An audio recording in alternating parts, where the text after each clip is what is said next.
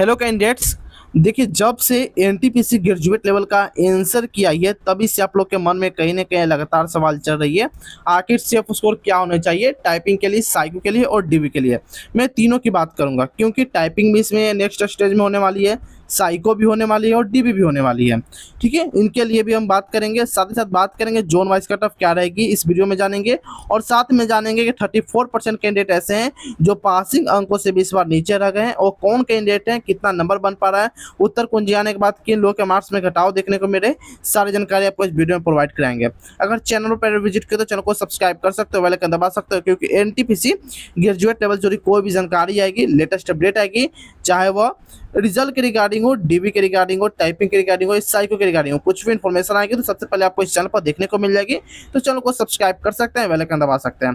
First of all सबसे पहले बात करेंगे टोटल वैकेंसी को लेकर, यानी कि इसमें टोटल कितनी वैकेंसी थी। तो इसमें टोटल वैकेंसी की बात करेंगे तो 5810 पदों पर यह वैकेंसी निकाली गई थी। फॉर्म इसके लिए कितने भरे गए थे, तो फॉर्म लगभग 26 लाख के अप्रॉक्स में टोटल फॉर्म इसमें भरे गए थे। प्रेजेंट कितने कैंडिडेट हुए थे, सीबीटी 1 की बात कर रहे हैं तो 14 लाख के अप्रॉक्स में टोटल कैंडिडेट इस एग्जाम में बैठे हुए थे, यानी कि सीबीटी 1 की बात कर रहे हैं। वहीं बात करेंगे सीबीटी 2 के लिए शॉर्टलिस्ट कितने गए तो 87,000 के अप्रॉक्स में। और अगर हम बात करेंगे सीबी2 के लिए कितने कैंडिडेट्स एग्जाम देने पहुंचे, तो लगभग कह सकते हैं कि आप 56,000 के कैंडिडेट टोटल कैंडिडेट इस बार एग्जाम देने पहुंचे थे। यानी कि कह सकते हैं कि 14 लाख कैंडिडेट एग्जाम देने सीबीटी 1 में आए और सीबीटी 2 में मात्र 56,000, यानी कि कितने लोग बाहर हो गए हैं एग्जाम देने के बाद सीबीटी 1 का। आई होप ये आपको डाटा समझ में आ चुका होगा। आगे बात करते हैं सीबीटी 2 के तिथि की बात करेंगे, परीक्षा तिथि को लेकर। तो 10 जुलाई को आपका एग्जाम कंडक्ट कराया गया था। आंसर की आपका 15 जुलाई को जारी कर दी गई थी। जी हाँ दोस्तों, आंसर की यानी कि उत्तर कुंजी 15 जुलाई को आपको जारी कर दी गई थी। अगर बात करेंगे ऑब्जेक्शन लगाने की लास्ट तिथि को लेकर, तो आप कह सकते हैं कि 22 जुलाई तक ऑब्जेक्शन लगा सकते हो, यानी रात 12 बजे तक।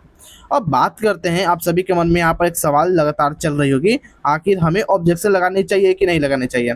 तो मैं आपको अपना एक पर्सनल ओपिनियन देना चाहता हूँ। अगर आपको किसी भी अगर क्वेश्चन पर डाउट लग रही है, यानी कि वो क्वेश्चन सही होने के बावजूद भी उत्तर कुंजी में उसका आंसर गलत दिया गया या गलत ऑप्शन टिक आउट कर दिया गया, तो आप बेझिझक जाकर उस पर ऑब्जेक्शन लगाइए। ठीक है, भले ही कुछ पैसा खर्चा होगा, लेकिन आपका लाइफ बन सकती है एक नंबर से, या 0.1 नंबर से भी आपका लाइफ बन सकती है, और 0.1 नंबर से आपका लाइफ बिगड़ भी सकती है। तो मैं आपको बताऊंगा, अगर किसी भी क्वेश्चन पर आपको ऑब्जेक्शन लग रही है तो आप उस पर ऑब्जेक्शन लगा सकते हो।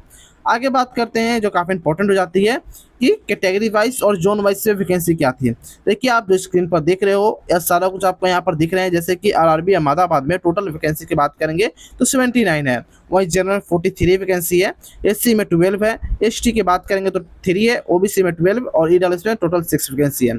इसी प्रकार से अजमेर की बात करेंगे तो 345 वैकेंसी है।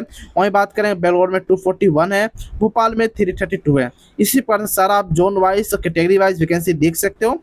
और आप कमेंट में जरूर बताइएगा आपका जोन कौन सा है, कैटेगरी कौन सा है, आपका कितना स्कोर बन पा रहा है, कमेंट पे आप लोग जरूर बताइएगा। आगे बात करते हैं पोस्ट वाइज वैकेंसी डिटेल को लेकर, क्या कुछ पोस्ट वाइज वैकेंसी डिटेल थे। देखिए, गुड ट्रेन मैनेजर की बात करेंगे, यानी गुड ट्रेन मैनेजर जो कि आपको सामान लादने वाला ट्रेन कर सकते हैं, उसमें आपको 34 से 16 यानी कि 3416 टोटल इसमें वैकेंसी थी। जूनियर अकाउंट्स असिस्टेंट कम टाइपिस्ट की बात करेंगे तो 921 पदों पर वैकेंसी निकाली गई थी। सीनियर कलर कम टाइपिस्ट की बात करें तो 638 यानी कह सकते हैं 638 पोस्ट पर यह वैकेंसी निकाली गई थी। स्टेशन मास्टर की बात करते हैं, जिसे हम शॉर्ट फॉर्म में एसएम भी बोलते हैं, वह 615 टोटल पदों पर वैकेंसी निकाली गई थी। चीफ कमर्शियल कम टिकट सुपरवाइजर की बात करेंगे तो 161 यानी कि 161 पदों पर वैकेंसी निकाली गई थी। और ट्रैफिक असिस्टेंट की बात करेंगे तो 59 पदों पर वैकेंसी निकाली गई थी। अब आप सभी के मन में यहाँ पर एक सवाल चले, आखिर आप बताएं नहीं किस पोस्ट के लिए क्या होना चाहिए, किसके लिए टाइपिंग होगी, किसके लिए साइको होगी और किसके लिए डीबी होगी। अब मैं आपको यही जानकारी आपको प्रोवाइड कराने वाला हूँ। जैसे कि बात करें गुड्स ट्रेन मैनेजर की बात करेंगे तो इसमें आपको किसी प्रकार कोई सी स्किल टेस्ट की जरूरत नहीं है, यानी कि आपका सीबीटी 1 सीबीटी 2 के बाद आपका डायरेक्ट डीवी के लिए आपका फाइनल लिस्ट तैयार होने वाली है गुड्स ट्रेन मैनेजर के लिए। और चीफ कमर्शियल कम टिकट सुपरवाइजर के लिए डायरेक्ट आप डीबी के लिए आप शॉर्टलिस्ट होंगे। वहीं बात करेंगे सीनियर क्लर्क कम टाइपिस्ट की, अगर हम बात करेंगे तो इसके लिए आपको स्किल टेस्ट होना चाहिए, जो कि आपके टाइपिंग टेस्ट इसमें इंक्लूड है। वहीं अगर हम बात करेंगे जूनियर अकाउंट असिस्टेंट कम टाइपिस्ट की बात करेंगे तो इसमें भी आपका टाइपिंग स्किल टेस्ट के नाम पर आपको टाइपिंग टेस्ट कराए जाएंगे। और स्टेशन मास्टर ट्रैफिक असिस्टेंट में दोनों में साइको होना अनिवार्य है। अब हम ये भी बात करेंगे डीबी के लिए क्या रहेगी कट ऑफ, साइको के लिए क्या रहेगी, और टाइपिंग के लिए आपको क्या कट ऑफ देखने को मिलेगी, इसकी जानकारी भी हम बात करेंगे। आगे बात करते हैं जो काफ़ी इंपॉर्टेंट है, साइको के लिए कितना गुना कैंडिडेट, यानी कि साइको के लिए 8 गुना और टाइपिंग के लिए भी 8 गुना कैंडिडेट सिलेक्ट होंगे। और बात करते हैं साइको में टोटल 674 पोस्ट है साइको के लिए, और टाइपिंग के लिए टोटल 1559 पोस्ट है। मैं आपको समझा देता हूँ करके। जैसे कि साइको की मैं बात कर रहा हूँ, साइको में आपको स्टेशन मास्टर और ट्रैफिक असिस्टेंट है, यहाँ पर आप देखेंगे तो दोनों को मिलाकर आपको टोटल यहाँ पर साइको के लिए 674 पोस्ट हो जाते हैं, और टाइपिंग के लिए टोटल 1559 पोस्ट हो जाते हैं।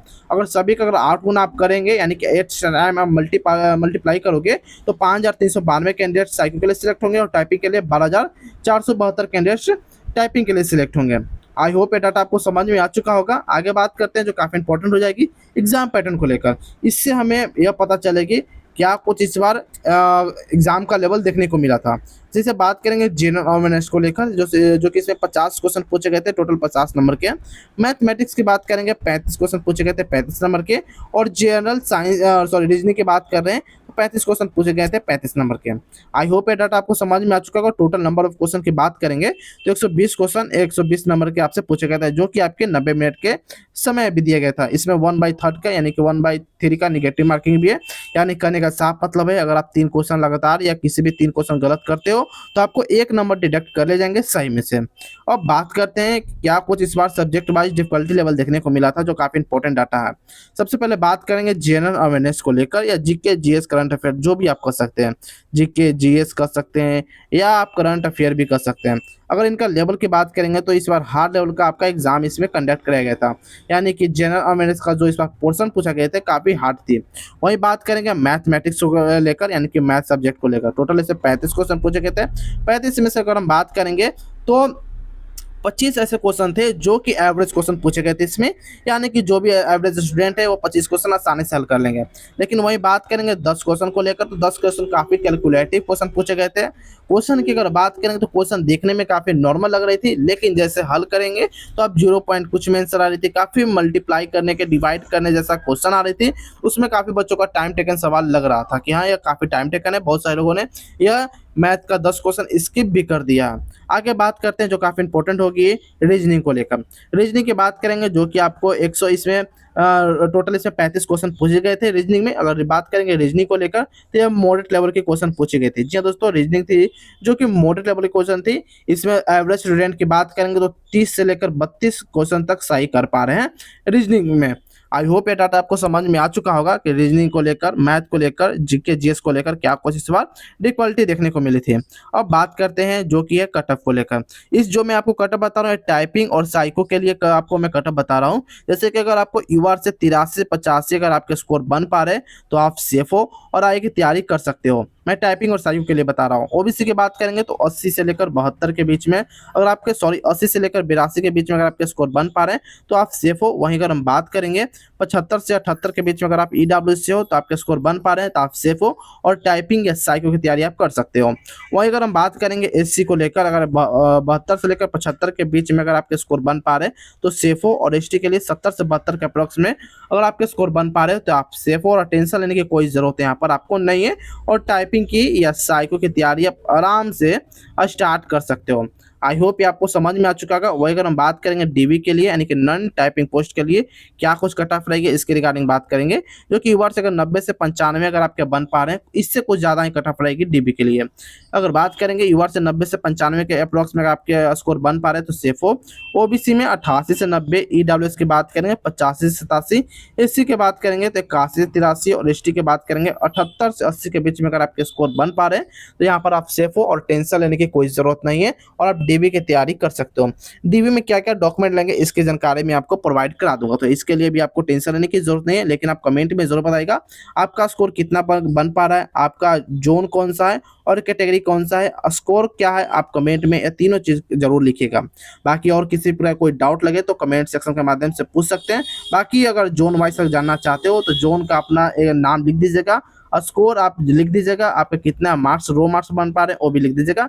नेक्स्ट वीडियो में सभी डिटेलिंग के साथ मैं आपको ये भी कट ऑफ प्रोवाइड करा दूंगा। तो फिर मिलते हैं कोई और इन्फॉर्मेटिव वीडियो में, तब तक के लिए जय हिंद जय भारत दोस्तों।